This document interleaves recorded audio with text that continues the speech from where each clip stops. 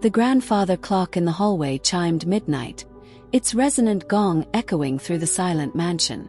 Isabella Bella. Carter paused at the top of the grand staircase, her silk robe whispering against her skin as she moved.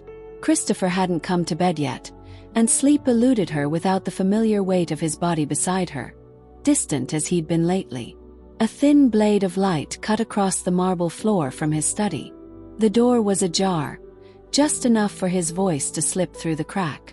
Bella approached, her bare feet silent against the cool stone. She hadn't meant to eavesdrop. She'd only wanted to ask if he was coming to bed soon. I know. Christopher's voice was hushed, intimate in a way it hadn't been with her in months. It won't be much longer now. Bella froze, her hand hovering inches from the door. The lawyers are finalizing everything, he continued, his tone dropping to that velvet register he once used when they were dating. She doesn't suspect a thing. The word hung in the air like a guillotine blade. Sabrina, please. You know I can't just walk out overnight. There's the company image to consider, the shareholders. Bella's lungs constricted. Sabrina. The name crystallized in her mind, the striking brunette from his office Christmas party. The one whose laugh had made Christopher's eyes crinkle in a way Bella hadn't witnessed in years. Of course I want you. God, you know I do. His voice dropped lower, hungrier. But this divorce has to be handled carefully. Bella's family has connections we need. If I blindside her, it could get ugly. Divorce. The word sliced through her like a serrated knife. She's been a good wife in her way. Decorative. Appropriate. No, don't be like that. You know you're the only one I've ever truly wanted. Bella's hand flew to her mouth, stifling the sound that threatened to escape. Her wedding ring caught the light, a cruel mockery of promises made. Her other hand pressed against the wall for support as the floor seemed to tilt beneath her. 2 months tops. Promise. Then we won't have to hide anymore. The crystal tumbler in his hand clinked against the desk as he set it down. Bella could picture him perfectly. Loosened tie, sleeves rolled up, that expression of focused intensity he wore when closing important deals. Only this deal was the dissolution of their marriage. I never loved her, Sabrina. You know that. It was convenient. The right background, the right connections. My parents approved. His laugh was hollow. But you're what I want. What I need. Each word hammered into Bella's chest. 5 years of marriage reduced to convenient. All those charity galas, dinner parties, holidays with his family. A charade. The nursery she'd secretly started planning in her mind. A fantasy. I'll call you tomorrow. Same time. His voice softened. I miss you too. Soon, baby. Soon we won't have to sneak around anymore. The sound of a chair scraping against hardwood jolted Bella from her paralysis. Christopher was getting up. In seconds, he would open the door and find her there, devastation written across her face. With a grace born of desperation, Bella backed away, her trembling legs carrying her down the hallway to the bedroom they shared. She slipped inside just as his study door opened fully, casting a rectangle of light across the spot where she'd stood moments before. Inside their bedroom, a space that suddenly felt like a beautifully appointed prison, Bella pressed her back against the door. Her heart hammered so violently she feared he might hear it from the hallway. Her hands shook uncontrollably, and she stared at them as if they belonged to someone else. The perfect life she thought she had, the respected husband, the enviable marriage, the future they were building, it was all a mirage. A beautiful, empty shell hiding nothing but betrayal. She should have stormed into that study. Should have demanded answers, thrown things, screamed until the neighbors called security. Should have made him face what he'd done. But instead, she stayed frozen in the shadows, her heart breaking silently. Bella moved to the window, pushing aside the heavy curtains to stare at the manicured gardens below, bathed in moonlight. In the reflection of the glass, she barely recognized herself. This pale, shocked woman with wide eyes and trembling lips. Was this what Christopher saw when he looked at her? Someone decorative, appropriate, convenient. She pressed her forehead against the cool glass, closing her eyes as tears threatened to spill. Well, she wouldn't cry. Not yet. Not until she decided what to do with this knowledge that now sat like poison in her veins. 2 months, he'd said. 2 months until he planned to discard her like last season's fashion. 2 months until the life she'd built would crumble around her. But fate had other plans. The betrayal she carried in silence would lead to consequences none of them expected. Because Isabella Carter was not merely decorative, not simply appropriate. And what Christopher had failed to see, what would ultimately change everything, was that beneath her quiet grace lay a strength neither he nor his mistress had accounted for. The sound of his footsteps in the hallway sent her flying to the bed. By the time the door opened, she was beneath the covers, her back to his side, feigning sleep as her mind raced with possibilities and plans. The mattress dipped as he slid in beside her. For a moment, his hand hovered over her shoulder, a hesitation, perhaps guilt, before he withdrew it and turned away.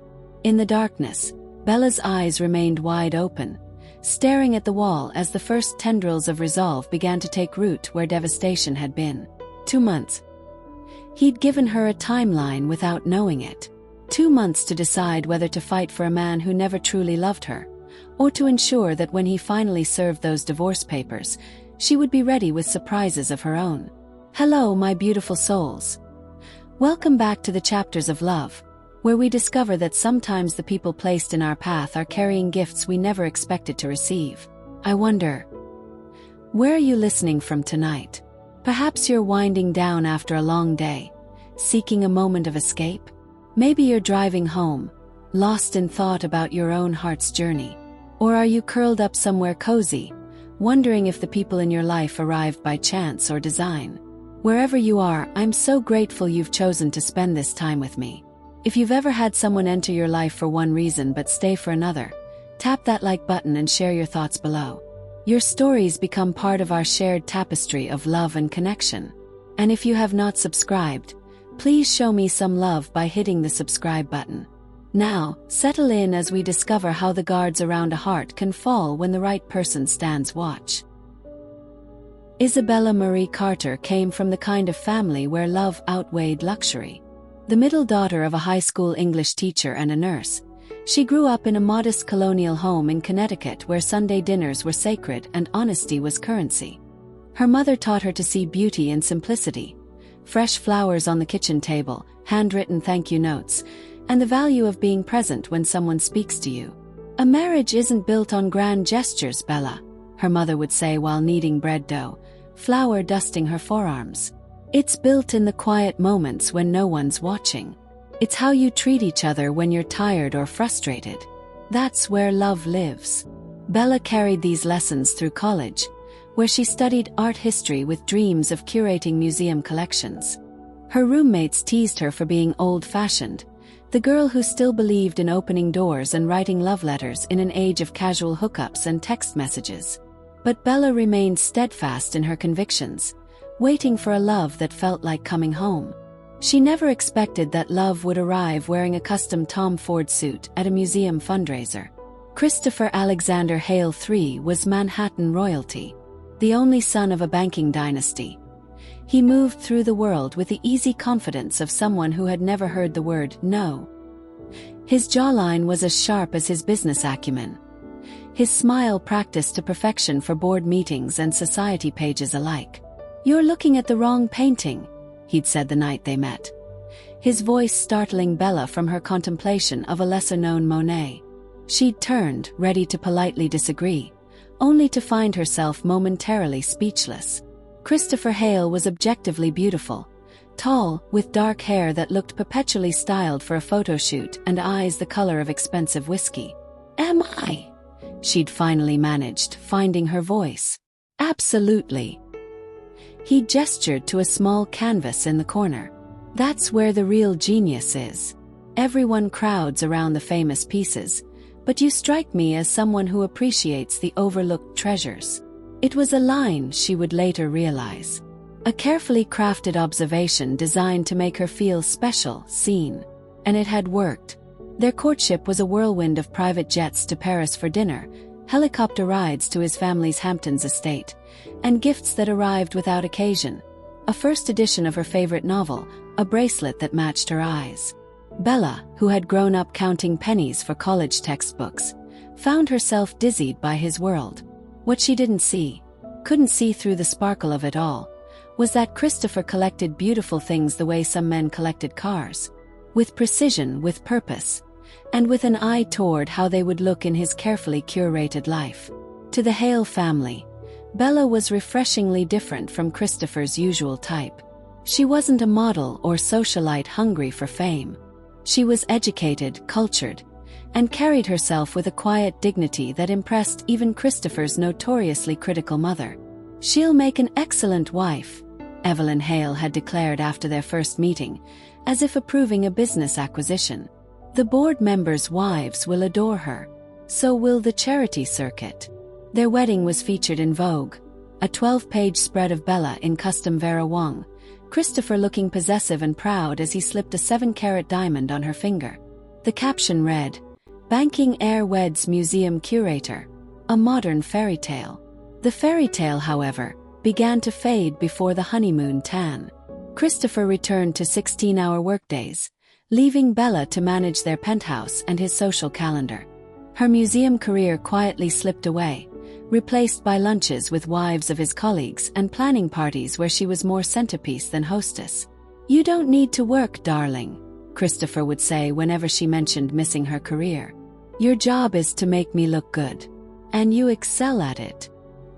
He'd kiss her forehead like one might pat a child, his attention already drifting back to his phone. 5 years into their marriage, Bella had mastered the art of the perfect smile. She knew exactly how much champagne to sip at events to appear social without becoming loose-tongued. She'd learned which of Christopher's colleagues were genuinely kind, and which ones eyed her like she was part of the catering staff. She'd become fluent in the language of wealth, when to display it and when to downplay it, depending on the audience. What she hadn't learned was how to fill the growing emptiness inside her chest. Their penthouse, all white marble and floor-to-ceiling windows overlooking Central Park, felt more like a museum than a home. Christopher's side of the closet was meticulously organized by his valet, while Bella's was filled with designer clothes she rarely chose for herself. Even their bedroom, with its custom king-sized bed and Egyptian cotton sheets, had become a place of polite distance rather than intimacy. "Is this what you pictured when you married me?" she'd asked him once, late at night when his guard was down. Christopher had looked genuinely confused.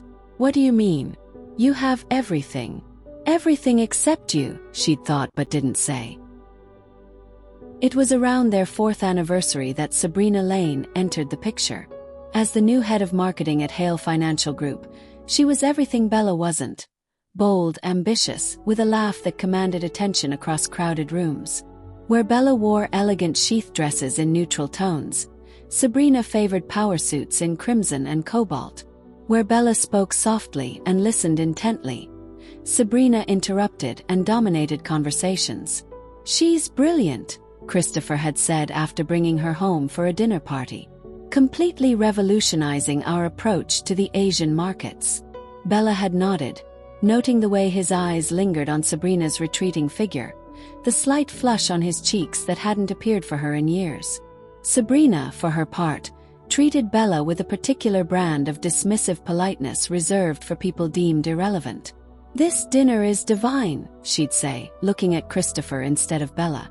"You're a lucky man to have such a talented wife." The compliments always directed back to him, as if Bella's worth existed only in relation to what she provided Christopher. What Bella couldn't see, what she would only discover later, was that Sabrina had made a career of being desired by powerful men. She collected them like trophies, each one a stepping stone to greater influence and wealth. Christopher Hale wasn't her first married man, but he was certainly her most prestigious conquest to date. In the months leading up to that fateful night when Bella overheard Christopher's phone call, the signs had been there. Late nights at the office. Weekend, emergency meetings.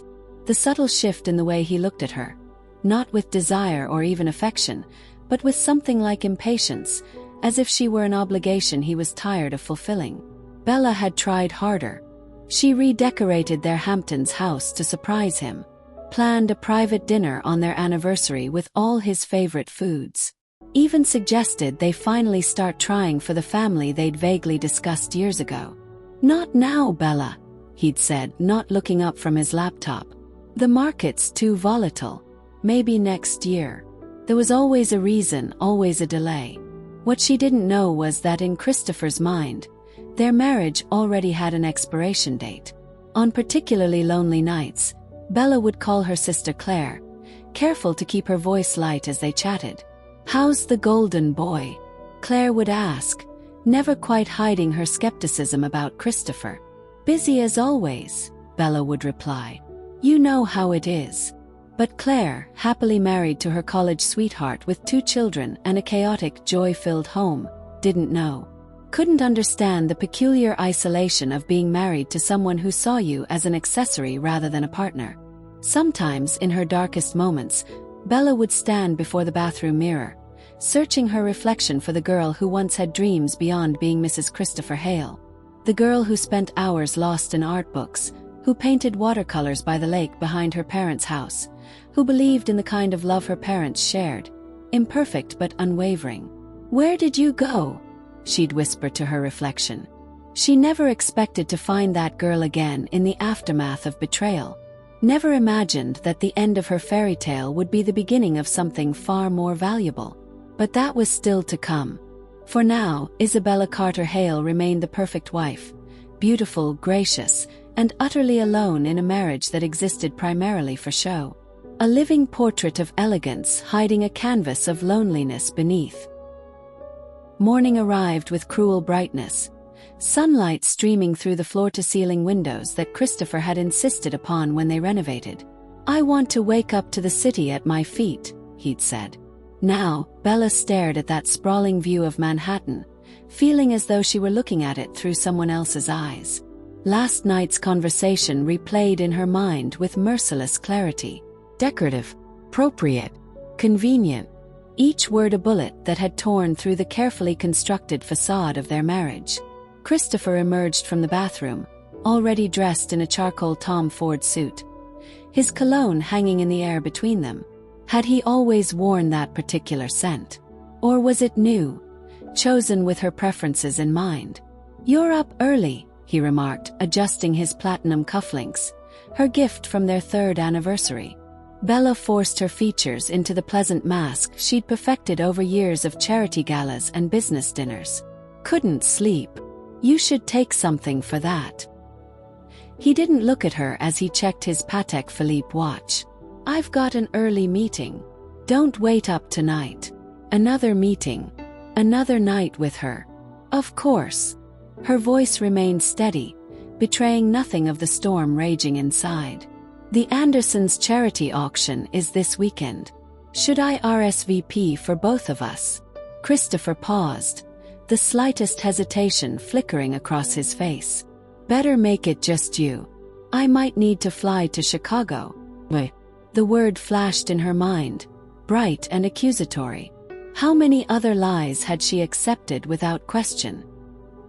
He crossed to her side of the bed, dropping a perfunctory kiss on her forehead. "Have a good day, sweetheart." The endearment, once treasured, now felt like salt in an open wound. After the elevator doors closed behind him, Bella sat motionless on the edge of the bed, her fingers tracing the silk sheets that cost more than her parents' monthly mortgage. Everything in this penthouse, the art, the furniture, the views, had been chosen to reflect Christopher's success. Even her. She moved to his closet, a space larger than her childhood bedroom. His suits hung in perfect chromatic order, shoes aligned with military precision. The life of Christopher Hale was controlled down to the last detail, including, it seemed, the timing of his divorce. 2 months. The deadline echoed in her mind. Her hand brushed against his jacket from yesterday, and she froze. There, on the inside collar, was a smudge of red lipstick. Sabrina's signature shade, bolder than anything Bella would wear. She hadn't noticed it last night in the darkness of her shock. The physical evidence made it real in a way that overheard words hadn't quite managed. Her stomach lurched, and for a moment she thought she might be sick. Instead, she found herself methodically examining the jacket, noting the long dark hair caught in the wool, too dark to be her own honey blonde. A strange calm settled over her. This wasn't just a momentary indiscretion or a single mistake. This was calculated, ongoing. And Christopher, master strategist that he was, had a plan for extracting himself from their marriage while minimizing damage to his reputation and finances. Bella returned to their bedroom and opened her laptop. Instead of confronting him in a tearful scene that would only give him the upper hand, she began to research divorce laws in New York, the rights of a spouse in cases of infidelity, the typical settlements for marriages of their duration. Knowledge was power, and Isabella Carter, before she became a Hale, had graduated summa cum laude. She'd been chosen for her intelligence as much as her beauty, though Christopher seemed to have forgotten that. Over the next week, Bella watched and waited. She noticed how Christopher's phone now remained face down beside him at dinner, how he took calls in the bathroom with the shower running, how his eyes lingered on his phone when messages arrived, a small smile playing at the corners of his mouth, a smile she hadn't seen directed at her in years. She began keeping a journal, documenting dates, times, suspicious behaviors. The night he came home with a different cologne clinging to his skin. The weekend conference where his credit card was used at a restaurant in the Hamptons, not Chicago as he'd claimed. The mysterious charges at a jewelry store known for its discreet service to wealthy clients. Each discovery was a fresh cut, but Bella refused to bleed. Instead, she channeled her pain into purpose. "You seem different lately," Claire commented during their weekly phone call. "More. I don't know," focused. Bella gazed out at the city lights, phone pressed to her ear. "Do I?" "Yes. Less like you're walking on eggshells." "Is everything okay with Christopher?" "No," she wanted to say. "My husband is planning to discard me like last season's fashion, and I'm gathering ammunition for the war he doesn't know is coming." Instead, she said, "Everything's fine. I've just been reconnecting with myself lately." It wasn't entirely a lie. In her surveillance of Christopher's betrayal, Bella had begun rediscovering parts of herself that had been buried under the weight of being Mrs. Hale. She'd started painting again, small watercolors hidden in her private sitting room. She'd reached out to former colleagues from the museum world, testing the waters of what might be possible if she were suddenly on her own. 2 weeks after overhearing the phone call, Bella attended a gallery opening alone. Another night when Christopher was working late.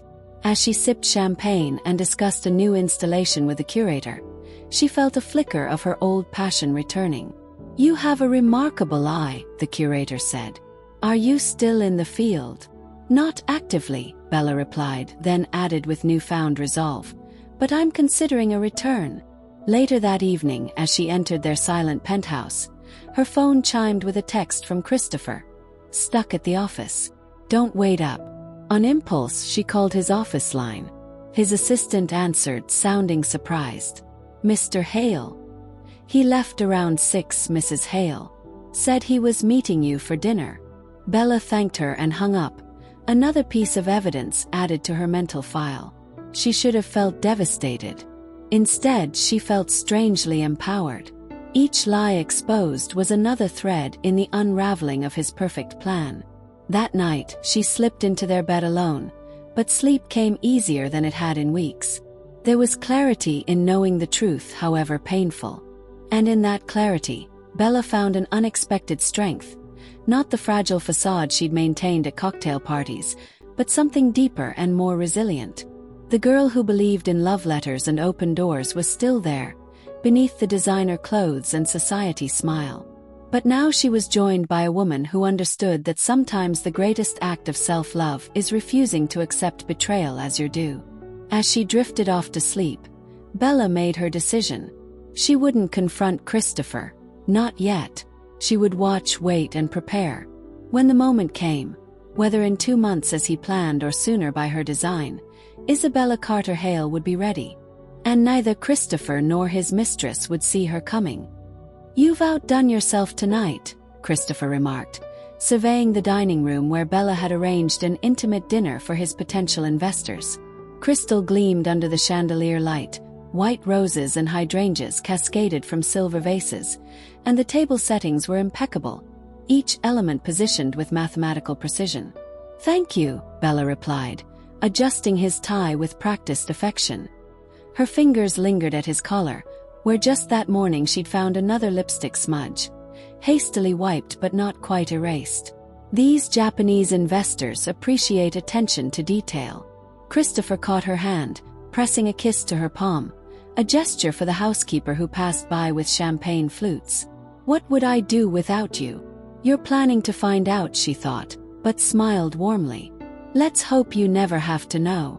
The evening progressed like a well-rehearsed play. Bella charmed the investors with her knowledge of Japanese art, having spent the previous week studying specifically for this dinner.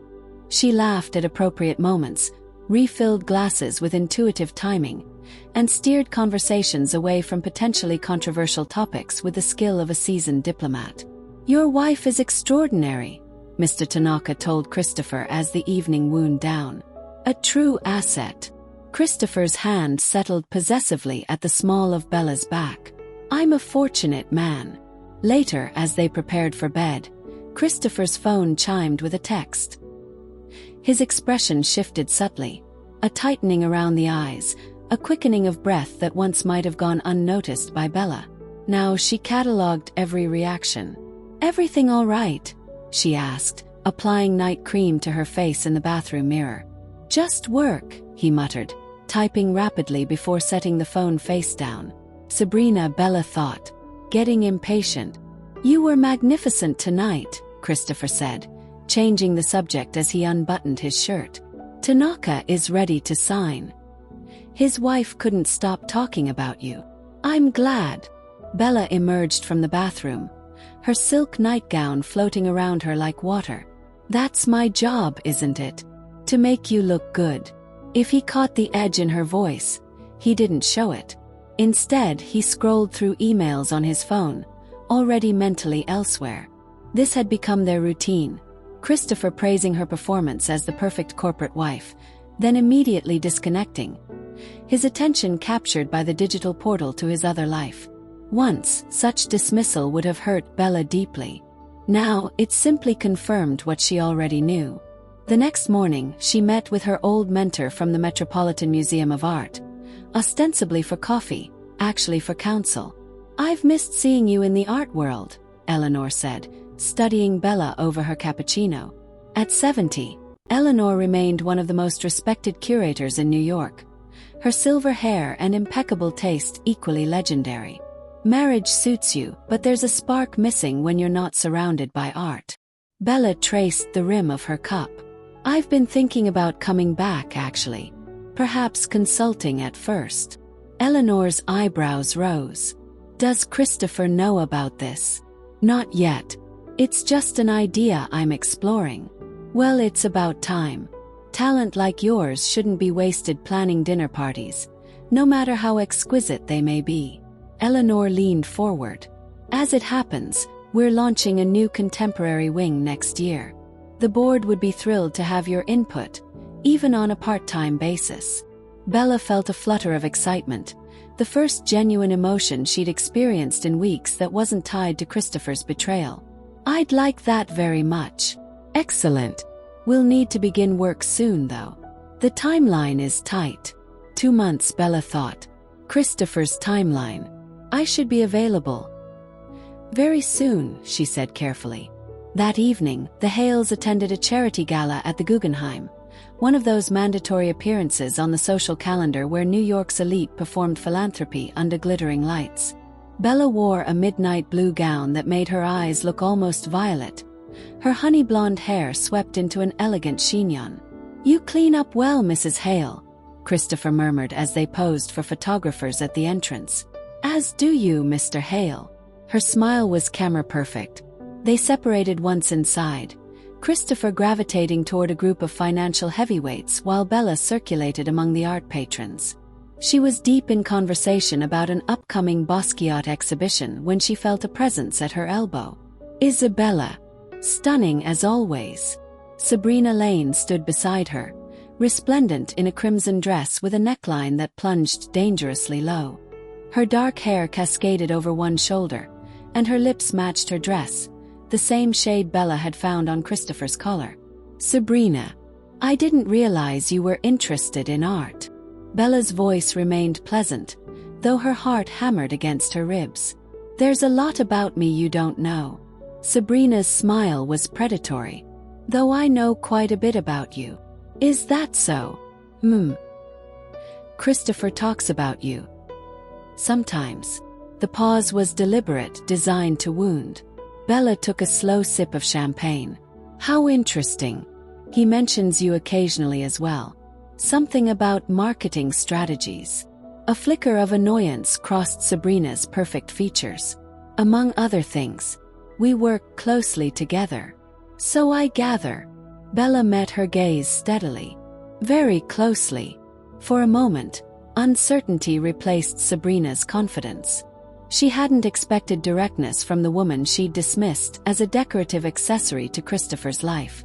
Before she could respond, Christopher appeared, his expression tightening at finding them together. "Ladies, I hope I'm not interrupting." "Not at all," Bella said smoothly. "Sabrina was just telling me how intimately involved she is with your work." Christopher's jaw clenched. "Bella, the Whitmores are asking for you. Something about their daughter's wedding." "Of course." Bella touched Sabrina's arm lightly.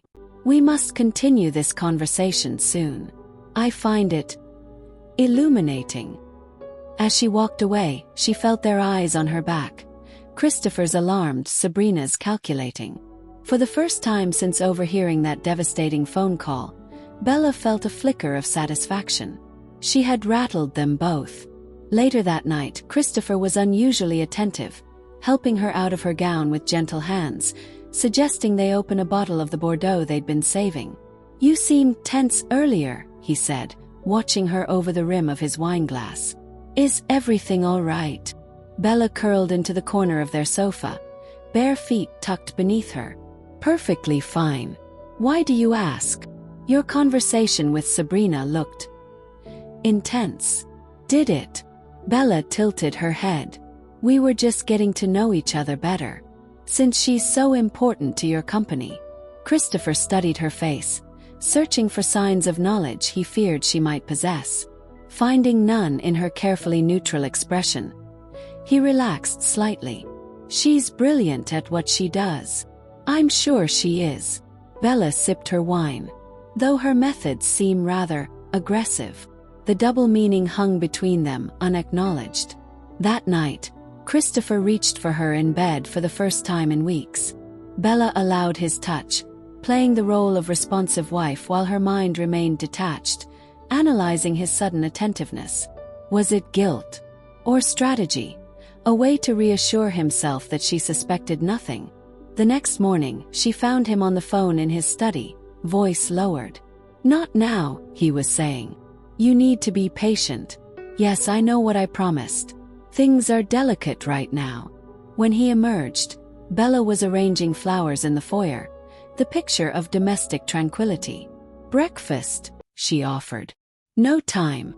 He kissed her cheek distractedly. "Meetings all morning." As the door closed behind him, Bella's serene expression faded. She moved to her private sitting room, the one space in the penthouse that was truly hers, and opened her laptop. The document she'd been compiling grew daily. Dates, times, suspicious charges, overheard conversations, evidence. She'd also begun quietly consulting with a divorce attorney, not one from Christopher's social circle, but a sharp-minded woman recommended by Eleanor, known for representing the underestimated spouses of powerful men. "Document everything," the attorney had advised during their discreet meeting. "And start thinking about what you want from this marriage. Financially, emotionally, practically." What did she want? The question haunted Bella as she moved through her days, maintaining the perfect facade while inwardly calculating her next steps. Did she want to fight for a marriage that had been built on convenience rather than love? Did she want revenge? Or simply the dignity of walking away on her own terms? The answer came to her gradually, taking shape like one of her watercolors, first in vague outlines, then in increasingly defined strokes of clarity. What Isabella Carter Hale wanted was not the hollow shell of her marriage, nor the satisfaction of public revenge. What she wanted was herself back.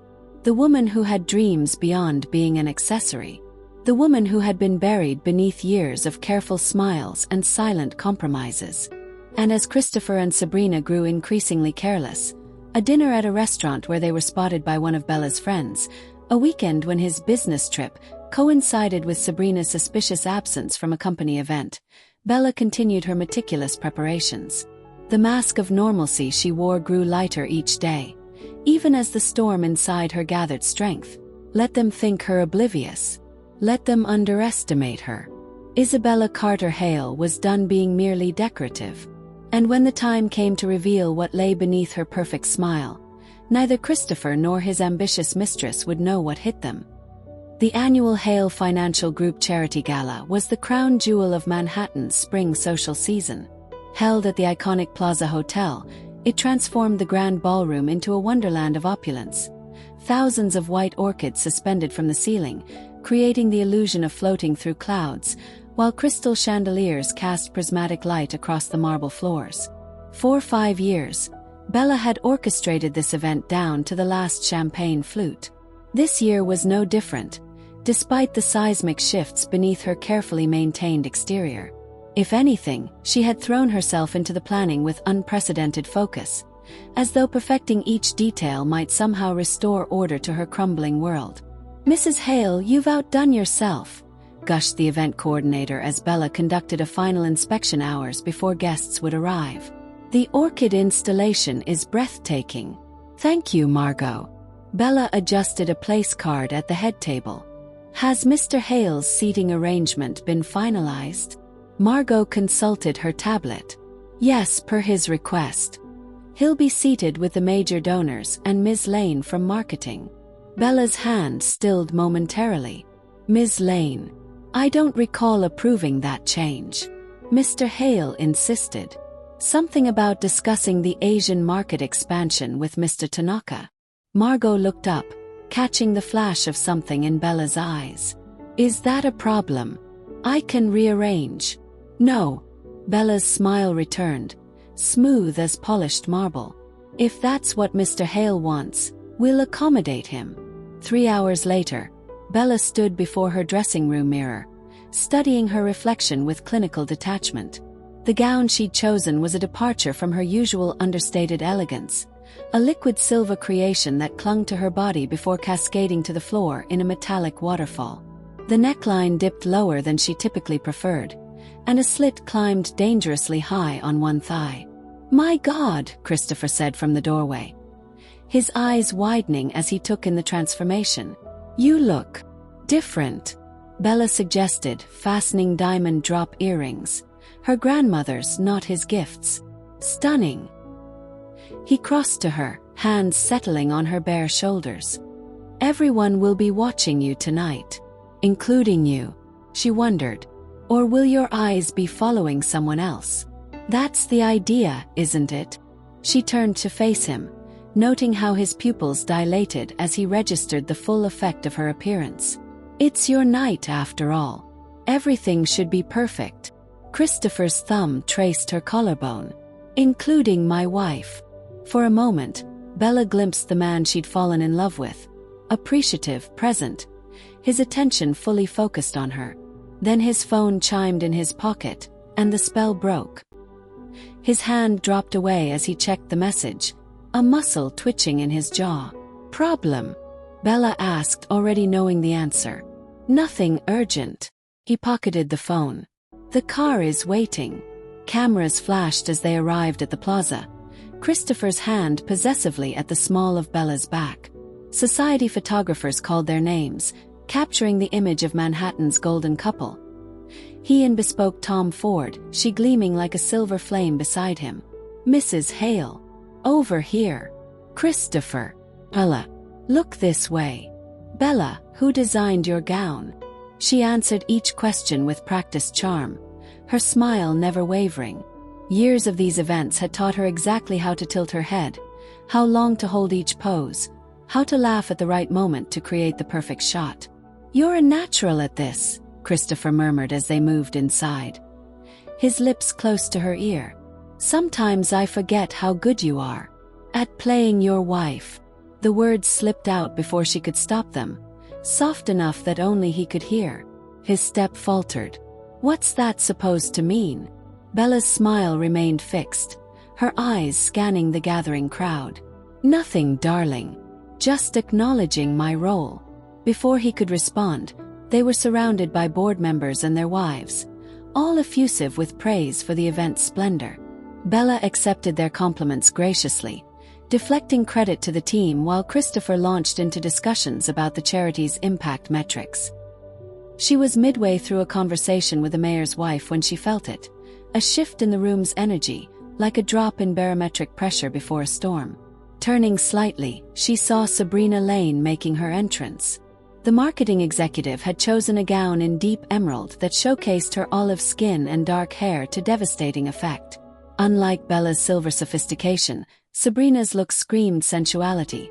Strategic cutouts revealing glimpses of toned flesh, a slit that made Bella seem conservative by comparison. Christopher's reaction was subtle but unmistakable to someone watching as closely as Bella. A slight straightening of his posture, a momentary fixation before he deliberately looked away. Across the room, Sabrina's eyes found him immediately, a private smile playing at the corners of her crimson lips. "Isn't that your husband's new marketing director?" the mayor's wife asked, following Bella's gaze. "Rather bold choice for a corporate event, wouldn't you say?" "Sabrina has always been comfortable making a statement," Bella replied diplomatically. "If you'll excuse me, I should check on the seating arrangements." As the evening progressed, Bella moved through the crowd like a conductor leading an orchestra, ensuring conversations flowed, glasses remained filled, and donors felt appropriately appreciated, all while maintaining acute awareness of Christopher and Sabrina's locations at all times. During dinner, she watched from her table as they sat together, Sabrina leaning closer than necessary to speak into Christopher's ear, her hand occasionally brushing his arm. To most observers, it would appear merely collegial, perhaps slightly flirtatious, but nothing scandalous. To Bella, each touch was a deliberate claim, each whispered comment a reminder of conversations she wasn't privy to. When the auction portion of the evening began, Bella took her place at the podium, commanding the room with unexpected authority. Her voice, usually soft and melodious, carried with new resonance as she introduced the items up for bid. "Our next lot is particularly special," she announced, as assistants unveiled a striking contemporary painting. This original Zhao Kailan was donated by an anonymous benefactor. As some of you know, Kailan's work explores the duality of identity, the face we present to the world versus the truth we harbor within.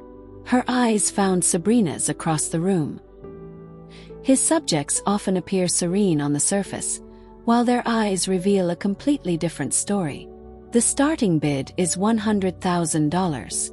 The painting, of a beautiful woman with a placid expression but eyes that burned with hidden fury, sparked a bidding war. When the gavel finally fell at $350,000, applause erupted throughout the ballroom. "Magnificent job," the board chairman congratulated Bella as she stepped down. "You've outdone last year's total already." "Thank you, Richard." She accepted a glass of champagne from a passing waiter. "I've had plenty of practice presenting things in their best light." During the dancing portion of the evening, Bella circulated among the guests, careful to maintain a respectful distance from Christopher and Sabrina, who had migrated to the bar. She was discussing summer plans with a major donor's wife when she felt a presence at her elbow. "Isabella." Sabrina's voice carried a hint of challenge. "What a spectacular event. You must have spent weeks planning every detail." Bella turned, her smile never faltering. "Sabrina, I'm so glad you could attend. Christopher mentioned how valuable you've become to the company." "Did he?" Sabrina's eyes gleamed with satisfaction. "We do work very closely together. So I've noticed." Bella sipped her champagne. Though I'm surprised you found time in your schedule. I understand you've been quite busy lately." A flicker of uncertainty crossed Sabrina's face. "Work never stops in our industry." "Indeed. Especially when you're pursuing such ambitious goals." Bella's gaze drifted meaningfully to Christopher, then back to Sabrina. "Though in my experience, the things most easily acquired are often the least valued in the long run." Sabrina's smile tightened. "I'm not sure I follow." "No." Bella leaned closer, her voice dropping to ensure privacy. "Let me be clearer then. Designer handbags, exotic vacations, even wealthy husbands, when obtained too easily, they rarely satisfy for long. The true value is in what must be earned through character, not other attributes." The color drained from Sabrina's face, then rushed back in an angry flush. "You don't know what you're talking about." "Don't I?" Bella's expression remained pleasant, even as her words landed with precision. "The Ritz-Carlton in Boston last month. The weekend Christopher was supposedly in Chicago. Room service for two charged to his personal card. Careless, really." Sabrina's composure cracked, her eyes darting to Christopher across the room. "He said you were oblivious, decorative, convenient." Bella finished for her. "Yes, men often underestimate what they consider ornamental. A common mistake." Before Sabrina could respond, Bella placed her empty glass on a passing tray. "Enjoy the rest of your evening, Sabrina. And do try the chocolate soufflé, it's to die for. Though perhaps avoid the red wine. It stains so terribly, and you've already left quite enough marks as it is." With that, she glided away, leaving Sabrina frozen in place, the confident predator suddenly uncertain of her footing. For the remainder of the evening, Bella felt Sabrina's eyes following her, while Christopher seemed increasingly distracted, checking his phone with growing frequency. When they finally took their places for the closing remarks, Christopher leaned close to Bella. "Is everything all right? You seem different tonight." Bella met his gaze directly. "Everything is exactly as it should be." Later, as their car pulled away from the plaza, Christopher loosened his tie with a heavy sigh. "Successful night. The board is thrilled with the fundraising total." Bella watched the city lights blur past her window. "You and Sabrina seem to be having an intense conversation." "Did we?" Bella turned to him, her expression unreadable in the dim light. "I was just getting to know your colleague better. After all, you two spend so much time together." Christopher stiffened. "It's work, Bella. You know how demanding the Asian expansion has been." "Of course." She returned her gaze to the window. "Though I've been wondering, does the Ritz-Carlton in Boston have good conference facilities? For when Chicago falls through." The silence that followed was deafening. When they arrived home, Christopher headed straight for his study, the door closing firmly behind him. Bella removed her diamonds slowly, placing them in their velvet box with deliberate care. The woman in the mirror looked back at her with clear eyes and a resolved expression, no longer the perfect passive wife, but someone stronger emerging from that carefully constructed shell. How much longer could she maintain this precarious balance? How many more events could she attend, smiling beside a husband who whispered promises of divorce to another woman? The confrontation was coming. She could feel it building like a gathering storm. But for now, she had landed the first blow, and the advantage of surprise was hers. My dear listeners, as Arya and Dominic stand at this crossroads, I find myself pausing to connect with you. Are you feeling the tension between duty and desire in your own heart? Have you ever discovered that someone came into your life for reasons far deeper than you initially believed? The most beautiful connections often begin with misunderstanding, don't they? If this story is resonating in those quiet places of your heart, please tap that like button and share it with someone who might need to remember that love often arrives disguised as something else entirely. Your support helps our community of dreamers grow. Now, let's return to our story and discover if truth can build a bridge across the chasm of broken trust. The morning after the gala, Tension hung in the penthouse like a physical presence. Christopher had left early, his side of the bed barely disturbed, evidence he'd spent most of the night in his study. Bella found herself alone with her thoughts and a growing certainty that the confrontation she'd been preparing for was imminent. Her phone chimed with a text from Eleanor at the museum. "Board approved your proposal. Can you start consulting next month?" A small victory, but significant. The first concrete step toward reclaiming her identity beyond Mrs. Christopher Hale. She typed back a quick affirmative, feeling a flutter of excitement beneath the dread that had become her constant companion. 3 days passed in a strange détente. Christopher worked late, avoided eye contact, and maintained a careful distance.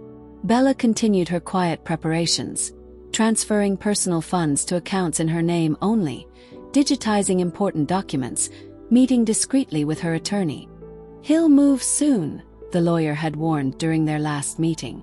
"Men like your husband don't appreciate being outmaneuvered. Be prepared for him to accelerate his timeline." On the 4th day, Christopher's assistant called to inform Bella that he'd scheduled a private dinner at Daniel, their favorite restaurant, where he'd proposed 6 years earlier. The symmetry wasn't lost on her. Begin and end in the same place. A perfect narrative arc for the society pages when news of their separation inevitably broke. "How thoughtful," Bella replied, her voice betraying nothing. "Please tell him I'll be there." She chose her outfit with strategic precision, a cream silk dress that made her look simultaneously vulnerable and luminous. If Christopher planned to end their marriage over foie gras and champagne, she would ensure the image he carried forward was one of ethereal grace, not bitter recrimination. As she fastened a simple pearl necklace, her mother's, not his gift, Bella caught her reflection in the mirror. The woman staring back at her had changed subtly but profoundly over the past weeks. Her eyes held a clarity that had been missing for years. Her posture a quiet confidence that came from facing her worst fear and finding herself equal to it. "Whatever happens tonight," she told her reflection, "you will walk out with your dignity intact." The restaurant greeted her with the deferential warmth reserved for valued regulars. "Mrs. Hale, how lovely to see you." "Mr. Hale is already seated." Christopher rose as she approached their secluded corner table, his expression unreadable. "You look beautiful," he said, the compliment automatic rather than heartfelt. "Thank you." She allowed the maitre d' to seat her, noting the champagne already chilling beside the table. "Celebrating something." A muscle twitched in Christopher's jaw. "Just thought it would be nice to have dinner, just the two of us. It's been a while." The pretense continued through the appetizer course, stilted conversation about mutual acquaintances, the success of the gala, an upcoming exhibition at the Met. Christopher seemed distracted, checking his phone repeatedly, his fingers drumming an anxious rhythm against the tablecloth. It was during the brief lull before the main course that he finally reached into his jacket pocket, withdrawing an envelope and placing it on the table between them. "Bella," he began, his voice carefully modulated. "I think we both know things haven't been right between us for some time." She regarded the envelope with calm detachment. "Is that so? You're an extraordinary woman. You've been the perfect wife in many ways. But I think we've grown apart, and it might be best if we..." His rehearsed speech was interrupted by the sharp ring of his phone. Christopher frowned, checking the screen. "I need to take this. It's Jeffries from the Tokyo office." Bella nodded, watching as he stepped away from the table, his back rigid with tension as he answered. What had begun as a brief conversation quickly transformed, Christopher's posture stiffening, his free hand clenching into a fist, his voice dropping to an urgent hiss. When he returned to the table, his face had lost all color. "What is it?" Bella asked, genuine concern overriding her defensive posture. Christopher sank into his chair, looking suddenly older than his 37 years. "The Nakamura deal. It's collapsed." The significance wasn't lost on Bella. The Nakamura acquisition had been Christopher's obsession for the past year, a massive Japanese tech conglomerate that would have cemented Hale Financial's position in the Asian market.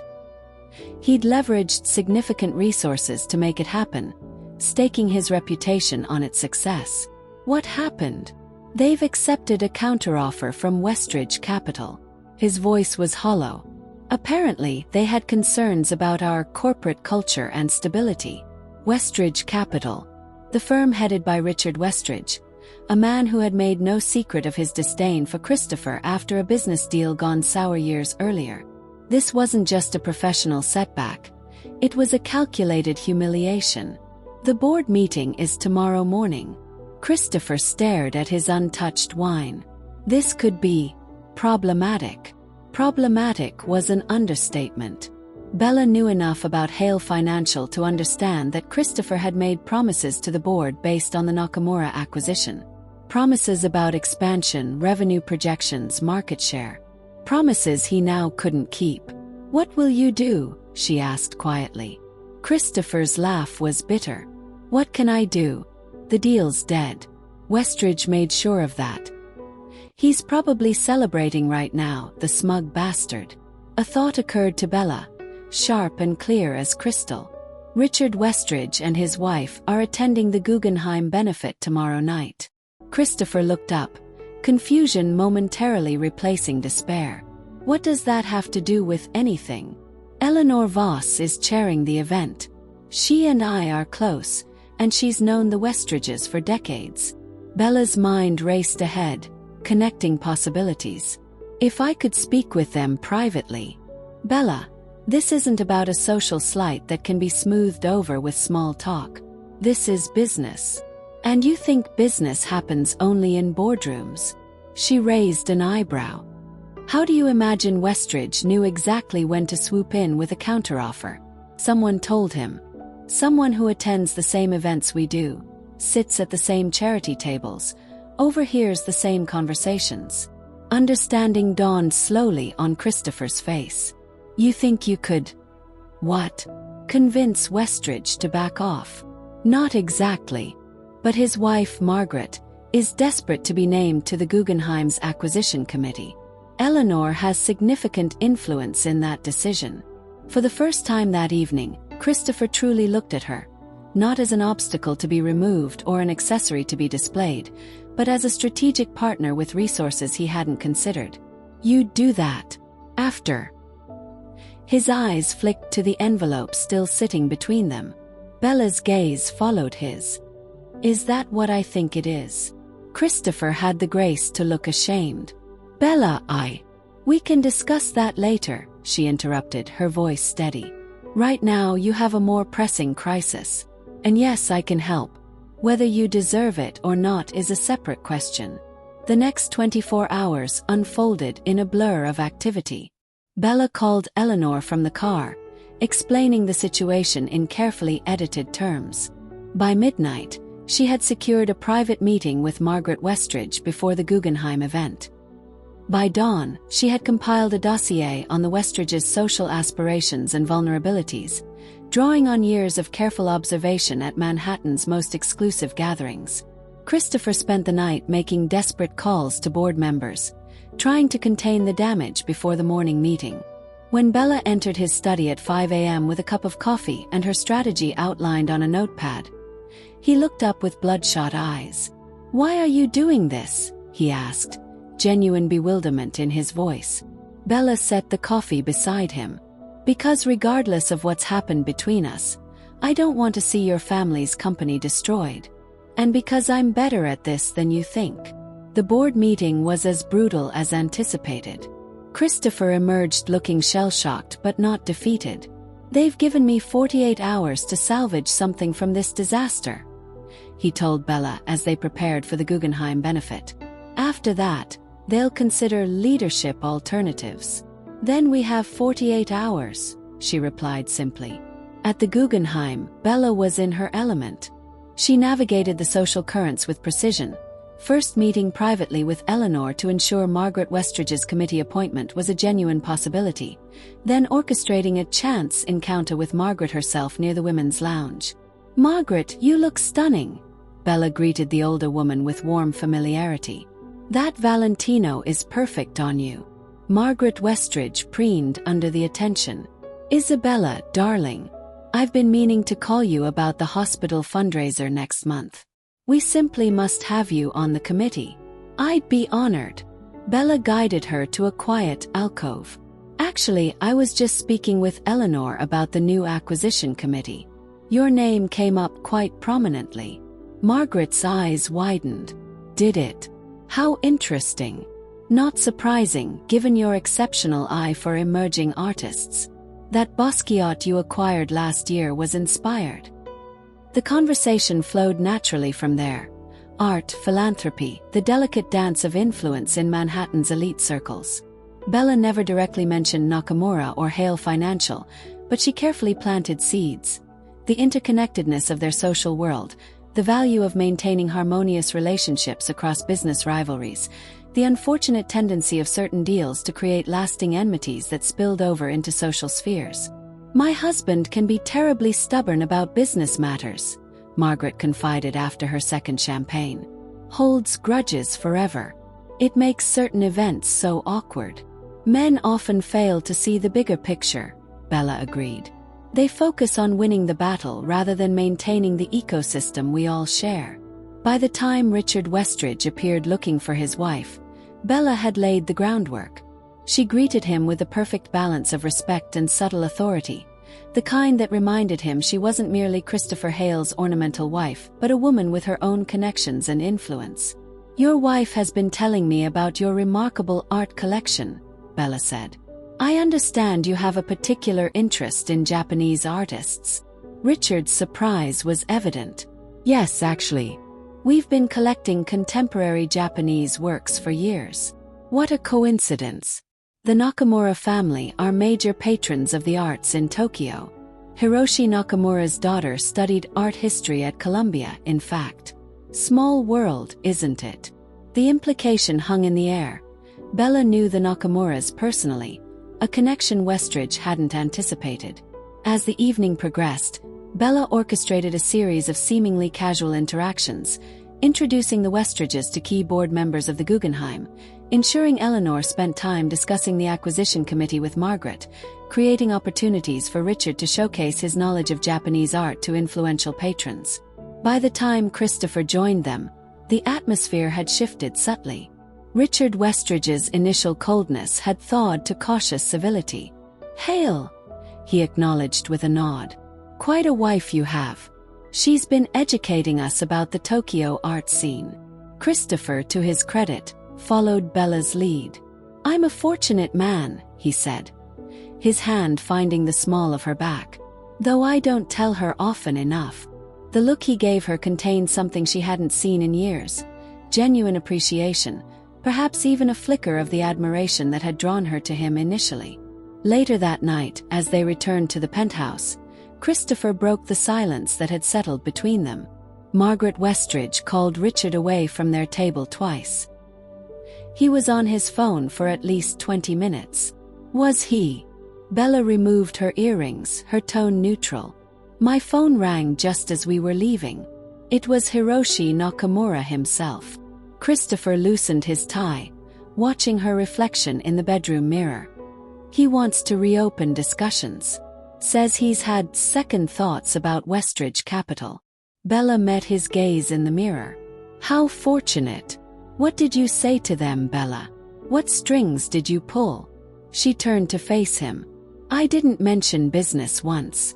I simply reminded them that Manhattan is a very small island, socially speaking, and that certain doors open more easily when relationships remain cordial.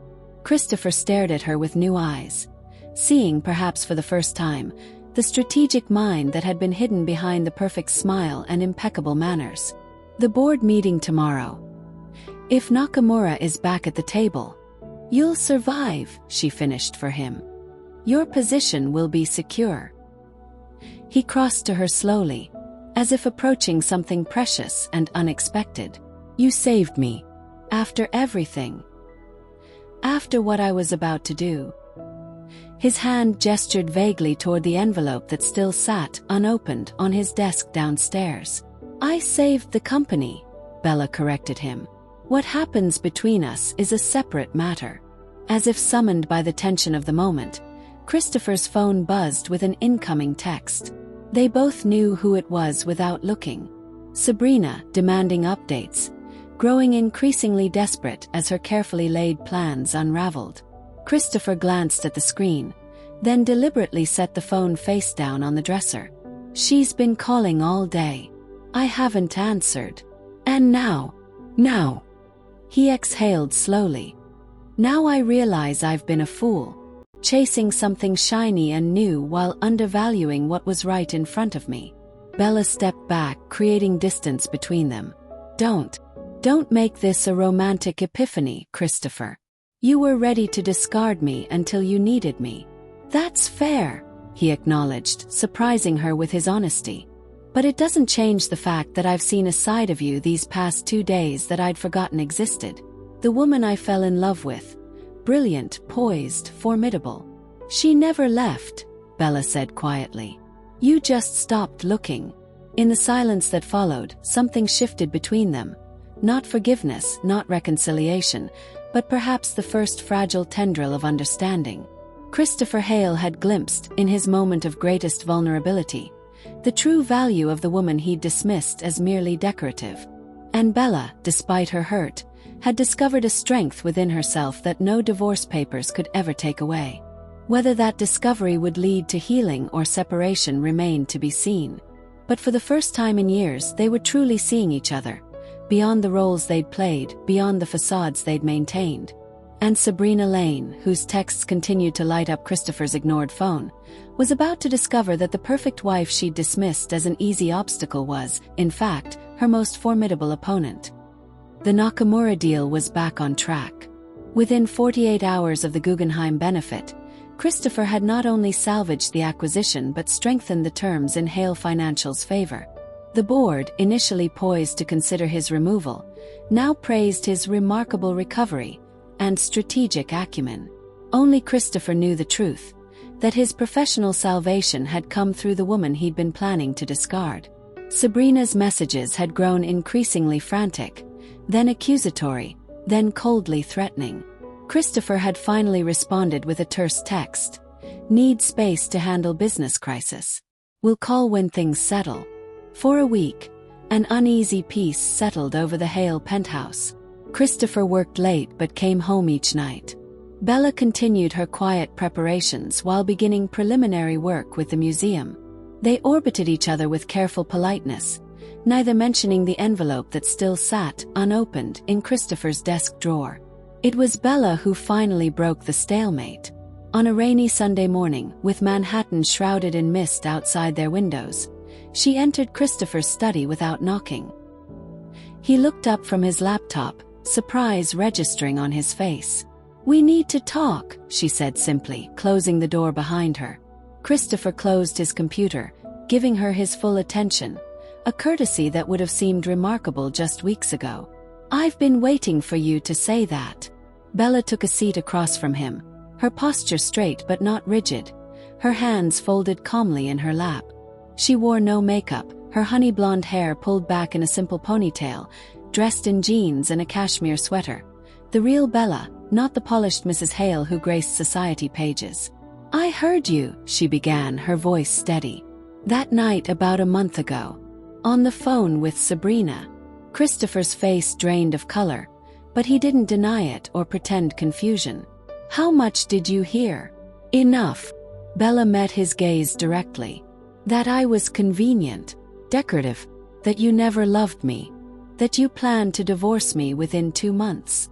The silence that followed was heavy with the weight of exposed deception. Outside, rain streaked the windows, blurring the city skyline into watercolor smudges.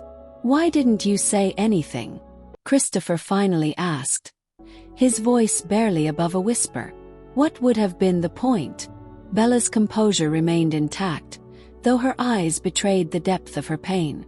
To scream, throw things, beg you to love me. None of that would have changed what I heard. Christopher ran a hand through his hair, disheveling its perfect arrangement. Bella, I'm not finished, she interrupted, her tone gentle but firm. For 5 years I've been exactly what you wanted, the perfect corporate wife. I abandoned my career, my ambitions, parts of myself I didn't even realize I was losing, all to fit into the space you carved out for me in your life." She leaned forward slightly. "And in return, you were planning to discard me like last season's suit. Not because I failed you in some way, but simply because something newer caught your eye." "It wasn't like that," Christopher protested weakly. "Wasn't it?" Bella's eyebrow arched. "Then tell me, Christopher, what was it like?" He stood abruptly, moving to the window to stare out at the rain-washed city. "I don't know when things changed. When we changed, you were so perfect, always. The right clothes, the right words, the right smile at the right moment. That's what you wanted," she reminded him. "The suitable wife who would enhance your image." "Yes, but..." He turned back to face her. "Somewhere along the way, I stopped seeing past that perfection. I forgot there was a real woman beneath it. And Sabrina was real," Bella supplied. "Exciting. New." Christopher nodded reluctantly. "She pursued me. Made me feel desired, not just accommodated. Did you ever consider that I became what you molded me to be?" Bella's voice remained calm, though emotion flickered beneath the surface. "That perhaps I was waiting for you to want more from me than just the perfect hostess and ornament." He had no answer for that. His silence an admission in itself. "I found the lipstick on your collar," Bella continued. "Traced the hotel charges. Pieced together the weekends you were supposedly in Chicago or Tokyo but were actually with her. I've known for weeks, Christopher. Every dinner party, every charity gala, every board meeting. I smiled and played my role while carrying that knowledge." Christopher sank back into his chair, the full weight of her quiet dignity crushing him more effectively than any hysterical confrontation could have. "Why did you help me with the Nakamura deal? You could have let me fall. God knows I deserved it." "Because I'm not you," Bella said simply. "I don't discard people when they're no longer useful or convenient. And because Hale Financial employs thousands of people who don't deserve to suffer for your indiscretions." The truth of her words hung between them, undeniable in its clarity. "What happens now?" Christopher asked, looking suddenly vulnerable, the powerful financier reduced to a man facing the consequences of his choices. Bella reached into her pocket and withdrew a folded document, placing it on the desk between them. "I had my attorney draw this up. It's a post-nuptial agreement." Christopher stared at it without touching it. "You want a divorce." "I want protection," she corrected. "The agreement guarantees me financial security and independence, whether we stay married or not. It acknowledges my contributions to your career and this marriage.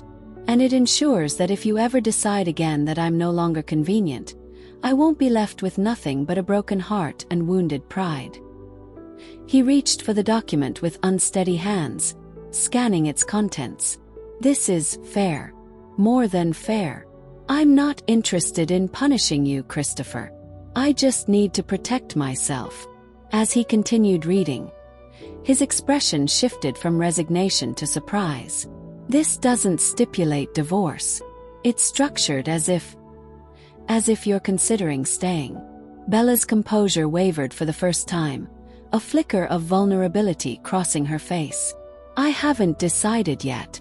Part of me wants to walk away and never look back. But 5 years isn't nothing, Christopher. And this past week, I've seen glimpses of the man I married, the one who looked at me with respect, not just possession." Hope kindled in Christopher's eyes, quickly tempered by shame. "After what I've done, what I was planning to do, how could you even consider staying?" "I'm not saying I forgive you," Bella clarified. "I'm saying I need time to decide if what we have, what we could rebuild, is worth saving."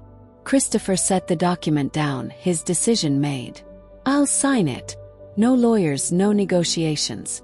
Whatever you need to feel secure." As he reached for a pen, his phone buzzed on the desk, Sabrina's name illuminating the screen. They both stared at it, the intrusion of reality into their fragile moment of honesty. "Answer it," Bella said quietly. "On speaker."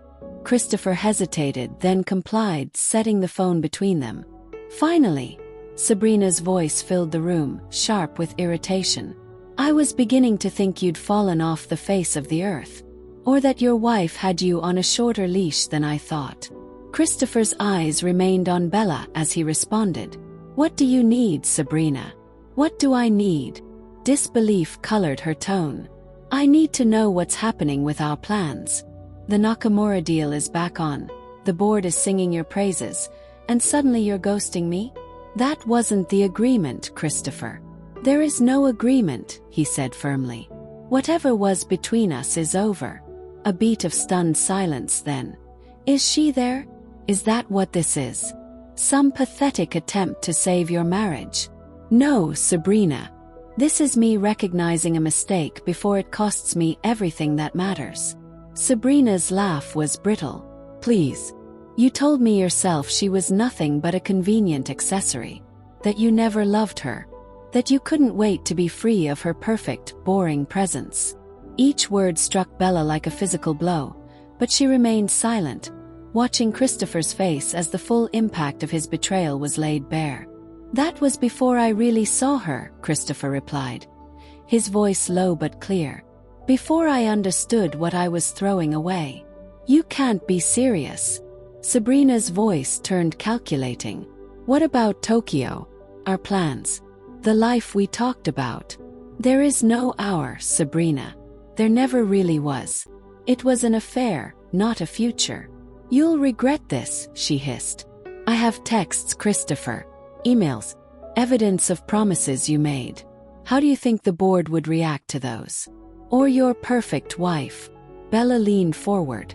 My husband won't be responding to blackmail, Sabrina, she said calmly. And as for evidence, I've been collecting my own for weeks. The board might be interested in how company resources were used to facilitate your relationship, including that trip to Boston charged to the corporate account. Sabrina's sharp intake of breath was audible. Isabella, I didn't realize. Clearly, Bella interrupted. You underestimated me. A common mistake, but not one I recommend repeating. This isn't over, Sabrina warned, but the threat sounded hollow. Actually, it is, Christopher said with finality. Goodbye, Sabrina. He ended the call, the silence that followed heavy with unspoken emotions. Christopher looked at Bella with a mixture of awe and remorse. You knew all along.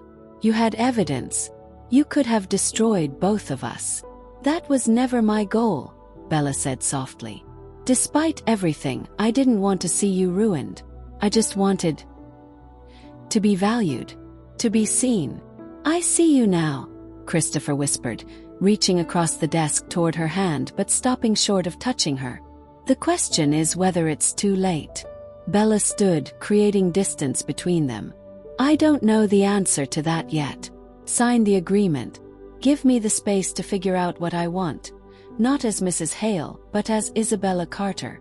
And if I do, if I give you everything you're asking for, then we'll see if there's anything left to salvage. She moved toward the door, pausing with her hand on the knob. I loved you, Christopher. Completely. Not your money or your name or the life you provided, you. The man who once looked at art with me and saw beyond the famous pieces to the overlooked treasures. I need to know if that man still exists. After she left, Christopher sat motionless, staring at the post-nuptial agreement before him. With deliberate care, he signed each page, acknowledging in ink what he'd failed to recognize for years, that the woman he'd treated as an accessory had always been his most valuable asset, not for what she added to his image, but for who she was at her core.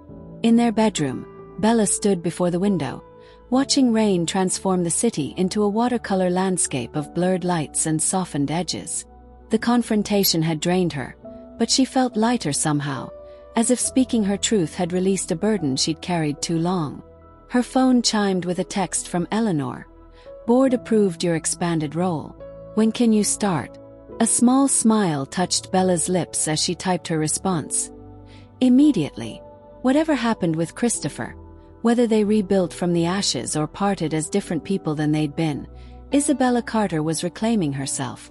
The perfect wife was stepping into her own power, no longer defined by the man who had failed to see her worth until he nearly lost her. The rain continued to fall, washing away the past and clearing the path for whatever came next. For the first time in years, Bella faced that uncertainty not with fear, but with a quiet confidence born of surviving her worst fear and discovering her own strength in its wake. Spring melted into summer, and with the changing season came a gradual transformation in the Hale household. The post-nuptial agreement sat in Bella's safe deposit box, signed and notarized, a safety net she hoped never to deploy but found comfort in possessing. Christopher had agreed to all her terms without negotiation, a tacit acknowledgement of his debt to her. They lived in a careful détente, sharing the penthouse but maintaining separate spaces. Christopher took the guest room without being asked, understanding that the intimacy of their shared bedroom was a privilege he'd forfeited. Bella focused on her work at the museum, her 3-day-a-week consulting role quickly expanding as her talent for curation and donor relations became evident. "You're blooming," Eleanor observed over lunch in the museum cafe. "I haven't seen you this animated in years." Bella smiled, realizing the truth in her mentor's words. "It feels like coming home to myself." "And Christopher, how is he handling your renaissance?" "With surprising grace," Bella admitted. "He's trying. Genuinely, I think." And he was. Christopher attended her first exhibition opening, standing proudly in the background as Bella guided donors through the collection she'd helped curate. He cleared his schedule for dinner each night she was home, listening with genuine interest as she discussed her work. He sent flowers to her office, not ostentatious arrangements that screamed of wealth, but thoughtful selections that showed he remembered her favorites. Small gestures, perhaps, but significant from a man who had once viewed his wife primarily as an extension of his own success. "I'd like to take you to dinner Friday," he suggested one evening as they shared a quiet meal at home. "There's a new place in Soho the Times is raving about." Bella hesitated, fork paused midway to her lips. They hadn't been on a proper date since before she'd overheard that fateful phone call. "I'd like that," she said finally. The restaurant was intimate and unpretentious, not the kind of see-and-be-seen establishment they typically frequented. No photographers lurked outside, no business associates interrupted with faux-casual greetings. Just excellent food, soft lighting, and conversation that flowed with surprising ease. "Tell me about the new exhibition," Christopher said, genuinely interested in a way he hadn't been in years. As Bella described her vision for showcasing emerging female artists, she caught a look in his eyes she hadn't seen since their early days. Admiration untainted by possession. "What?" she asked, self-conscious under his steady gaze. "I'm just seeing you," he replied simply. "The real you. Not the version of you I thought I wanted." The honesty disarmed her. And I like this version better." His smile held a touch of sadness. "I'm sorry it took nearly losing you to realize that." The evening continued, neither pushing for more than the moment offered. A reconnection, perhaps, but not yet reconciliation. As weeks passed, they established a new rhythm. Twice-weekly dinners out. Sunday brunches at the small cafe near the park where they'd once spent lazy mornings during their courtship. Christopher attended museum events. Bella accompanied him to select business functions. To the outside world, they appeared to be working through a rough patch. Only they knew the fragility of the bridge they were attempting to build across the chasm of betrayal. Sabrina had been transferred to the London office, a lateral move that preserved her career while removing her from their immediate orbit. The board, satisfied with the successful Nakamura acquisition, had no interest in pursuing rumors of impropriety. The scandal Christopher had feared never materialized. It was during a weekend at their Hamptons house, their first since the confrontation, that the final reckoning came. They had spent a pleasant day, walking the beach, preparing dinner together, sharing a bottle of wine on the deck as sunset painted the sky in watercolor hues of pink and gold. "I've been thinking," Christopher began, his voice careful, "about us, about the future." Bella turned to face him, the fading light casting her features in soft relief. So have I. I want to try again, Bella. Really try. Not just this careful dance we've been doing. He reached for her hand, his touch tentative. I know I don't deserve another chance, but I'm asking for one anyway. She didn't pull away, but neither did she offer the immediate forgiveness he hoped for.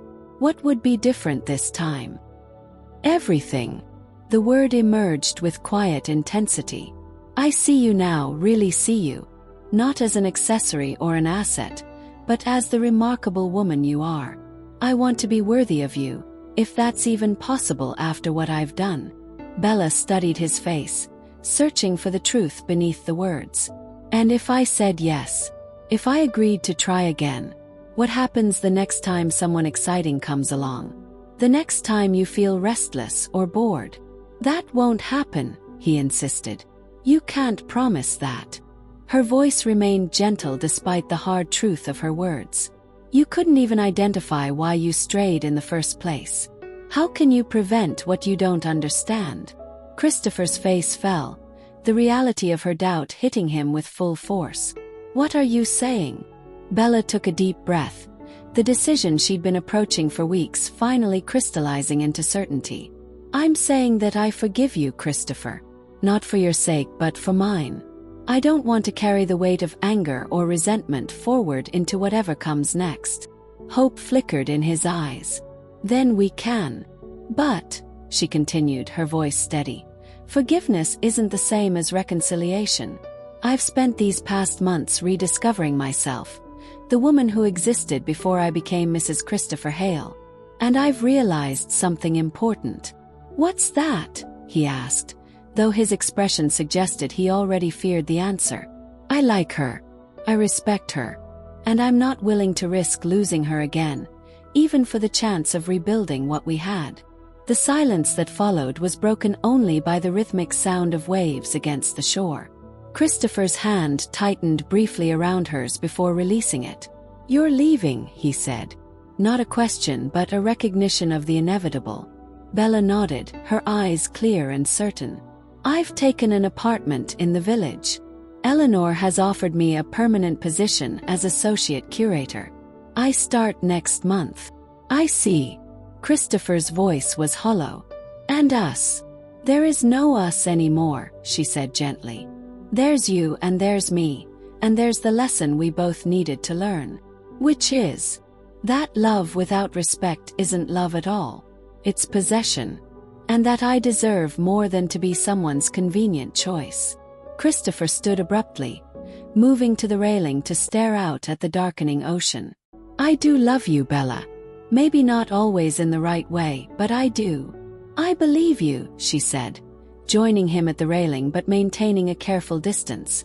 But love isn't enough without understanding, without seeing the other person for who they truly are. You never really saw me until it was too late. And now I need to see myself clearly, without the distortion of being defined by my marriage or my husband's status. She turned to face him directly. I need to be Isabella Carter again before I can consider being anyone's partner. The finality in her voice left no room for argument. Christopher's shoulders slumped in defeat, but there was a resignation in his posture that suggested he had perhaps expected this outcome, even as he'd hoped against it. The post-nuptial agreement, he said after a long silence. Will you? I'm not taking anything beyond what we agreed to, Bella assured him. I don't want your money, Christopher. I never did. I just want my freedom and the chance to build something that's truly mine. They returned to the city the next morning, the drive conducted in contemplative silence. At the penthouse, Bella packed efficiently, taking only her personal belongings, the art she'd collected before their marriage, and a few meaningful gifts from their early days together. The designer clothes, the jewelry he'd given her as placating gestures after late nights at the office, the trappings of Mrs. Hale's perfect life, all remained behind. Christopher watched from the doorway as she closed her suitcases, his expression a complex mixture of regret, admiration, and loss. When will you go? Today, she replied. The apartment is ready, and there's no point in prolonging this. He nodded, accepting her decision with the grace of a man who recognized he'd lost something precious through his own failings. "Can I help you move?" "No." Bella's smile was gentle but firm. "This is something I need to do on my own." As the movers carried the last of her boxes downstairs, Bella took a final walk through the penthouse that had been her home for 5 years. Each room held memories, some beautiful, some painful, all part of the journey that had led her to this moment of transformation. In the foyer, Christopher waited, hands in his pockets, looking suddenly older and less certain than the commanding financier who had once swept her off her feet. "I never deserved you," he said quietly. "That's not true," Bella countered. "You deserved the love I gave you. You just didn't recognize its value until it was gone." She stepped forward, placing a gentle kiss on his cheek. "A goodbye, not a promise. Be well, Christopher. I hope you find what you're looking for." "And you?" he asked, his voice rough with emotion. "What will you find?" Bella smiled, a genuine expression that reached her eyes and illuminated her face with a confidence he'd rarely seen. "Myself first. And then, we'll see." The elevator doors closed between them, a final separation that felt both ending and beginning. As the car descended, Bella felt a curious lightness, not the weightlessness of joy exactly, but the unburdening that comes with choosing one's own path after years of following another's lead. Outside, Manhattan sparkled in the summer sunshine. Her new apartment waited across town. Smaller, simpler, but entirely hers. The museum position offered not wealth but purpose, not status but fulfillment. The future stretched before her, unwritten and full of possibility. In the penthouse above, Christopher Hale stood alone in rooms that suddenly seemed too large, too empty, too perfect in their soulless luxury. On the mantel, a single photograph remained. Bella in their early days, laughing at something he'd said. Her eyes alight with a joy he'd gradually extinguished without even noticing its absence. He picked it up, tracing her face with a gentle finger. "Goodbye, Isabella Carter," he whispered to the empty room. Across town, Bella stepped into her new apartment, setting down her purse and opening the windows to let in the sounds and energy of the village streets below. The space was flooded with natural light, the walls bare and waiting for the art she would choose, the rooms a blank canvas for the life she would create. For the first time in years, she stood not as an extension of someone else's success, not as the perfect corporate wife, but simply as herself. Isabella Carter, curator, woman, survivor. Not broken by betrayal but strengthened by it, walking into an uncertain future with her head high and her heart, at last, her own. 6 months after leaving the penthouse, Isabella Carter stood in the center of the Guggenheim's newest exhibition space, surrounded by the artwork she had personally curated. Emergence, Women Artists Redefining Identity, had opened to critical acclaim, with the New York Times art critic calling it a revelatory exploration of transformation and self-discovery. As guests circulated through the gallery, champagne flutes in hand, Bella watched with quiet satisfaction. This moment, this achievement belonged entirely to her. Not to Mrs. Christopher Hale, not to the perfect corporate wife, but to Isabella Carter, the woman who had emerged from the chrysalis of betrayal with wings strengthened by her own resilience. Eleanor appeared at her side, elegant in black silk, her silver hair gleaming under the gallery lights. "You should be proud," she said, surveying the crowded room. "This is extraordinary work." "Thank you," Bella replied, genuine gratitude in her voice. "For everything. I wouldn't be here without your belief in me." Eleanor shook her head. "No, my dear. You wouldn't be here without your belief in yourself. I merely opened a door. You walked through it on your own power." Across the room, Bella caught sight of a familiar figure. Christopher, standing alone by a particularly striking canvas. He hadn't RSVP'd, and she hadn't expected him to attend. Their paths had crossed occasionally in the months since their separation. Charity events they both supported, mutual friends gatherings, but they had maintained a respectful distance, each allowing the other space to redefine themselves outside the boundaries of their marriage. He looked different somehow, less polished, more authentic. The perfectly tailored suit remained, but his hair was slightly longer, his posture less rigid. When he turned and saw her watching him, he offered a small nod of acknowledgement, not presuming more but not hiding either. Bella excused herself from Eleanor and made her way through the crowd. As she approached, Christopher's expression softened. "Congratulations," he said simply. "This is remarkable work." "Thank you for coming," she replied, surprised to find she meant it. "I didn't expect to see you here. I wouldn't have missed it." His eyes held genuine admiration. "You've created something important." They stood in companionable silence for a moment, studying the painting before them. A woman emerging from shadows into light, her face turned toward a horizon only she could see. "How are you?" Bella asked finally. "Better," Christopher answered with unexpected honesty. "I've been working on myself. Therapy, actually." He gave a self-deprecating smile. "Turns out there's a lot to unpack when you've spent your life defining success by external measures." "I'm glad," she said, and meant it. "And you?" he asked. "Are you happy?" Bella considered the question, not with the automatic affirmation she once would have given, but with thoughtful reflection. "I'm fulfilled," she said finally. "I'm purposeful. I'm becoming the woman I was always meant to be." "That's better than happy," Christopher observed. "Happy is fleeting. Fulfilled has roots." She looked at him with surprise, struck by the insight from a man who had once measured everything in quarterly profits and acquisition values. "I should let you get back to your guests," he said, gesturing to the crowded room. "I just wanted to see your triumph firsthand." As he turned to leave, Bella touched his arm lightly. "Christopher." He paused, a question in his eyes. "Thank you," she said softly. "For what?"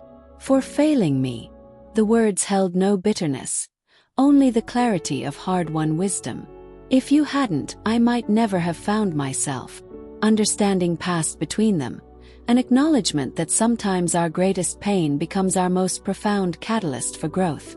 With a final nod, Christopher moved away, disappearing into the crowd as Bella returned to her moment of professional triumph. Later that night, as she walked home to her village apartment, Bella reflected on the journey that had brought her to this place of strength and self-possession.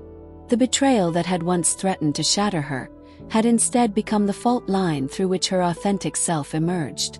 The pain that had once felt unbearable had transformed into the foundation upon which she built a life of her own design. This, perhaps, was the most profound truth she had discovered, that endings are often disguised beginnings, that what feels like devastation can become liberation, that sometimes the greatest act of love is not holding on, but letting go, not just of another person but of the version of yourself that existed only in relation to them. Isabella Carter had lost a husband but found herself. She had exchanged the security of being chosen for the power of doing the choosing. And in that exchange, she had discovered that dignity, the quiet certainty of your own worth, is more precious than any love that requires its surrender. As the city lights illuminated her path home, Bella walked with the confidence of a woman who had faced her greatest fear and discovered that survival was just the beginning. The real victory lay in thriving, in transforming betrayal not into bitterness, but into the beautiful, painful, necessary catalyst for becoming who she was always meant to be. Hello, my beautiful souls. As our story finds its resolution, I'm sitting here with a full heart, thinking of each of you. Isn't it remarkable how love can transform an arrangement into something authentic and true? I wonder about the arrangements in your own life. The jobs, the obligations, the chance meetings, that blossomed into connections you never expected. Life rarely follows the paths we imagine, does it? Whether you're currently walking through shadows like Victor, standing guard like Dominic, or learning to trust again like Arya, know that you're not alone on the journey. If this story touched something in your soul, please share it with someone whose heart might need its message tonight. Tap that subscribe button to join our family of hopeful hearts and romantic spirits. I create these stories because your emotions and experiences matter deeply to me. Until we meet again in our next chapter, remember that sometimes the most beautiful love stories begin with someone simply being brave enough to stay when it would be easier to walk away. Bella's journey from betrayal to self-discovery speaks to something universal in the human experience. That moment when we realize our worth isn't determined by someone else's ability to see it.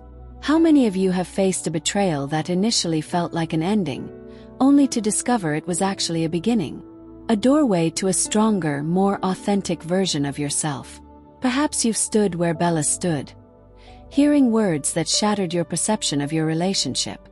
Or maybe you faced a different kind of betrayal, a friendship that faltered, a dream that dissolved, a trust that was broken. These moments that break us open can also break us free, if we have the courage to walk through the pain rather than around it. What I find most powerful about Bella's story isn't that she walked away, it's that she walked toward herself. She didn't define her worth by Christopher's ability to recognize it. She didn't measure her value against Sabrina's allure. Instead, she reclaimed the parts of herself that had been set aside in service to someone else's vision of who she should be. This is the quiet revolution that happens in hearts everywhere, every day. The moment when we realize that while love is indeed precious, our dignity, our innate sense of self-worth, is priceless. That we can lose a partner and still find ourselves. That sometimes the most profound act of self-love is simply refusing to accept less than we deserve.